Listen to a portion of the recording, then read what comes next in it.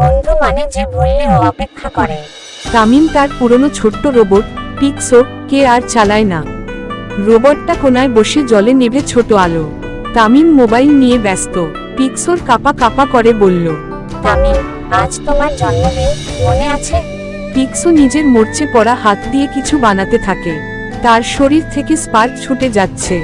সে তামিমকে দেয় কাগজে আঁকা একটি ভাঁজ করা কার্ড। কার্ডের ওপর লেখা, বন্ধু মানে যে বললে ও অপেক্ষা করে।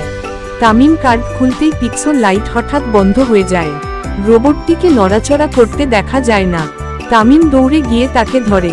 পিক্সো, আমি তোকে ভুলে যাইনি, শুধু ব্যস্ত হয়ে পড়েছিলাম।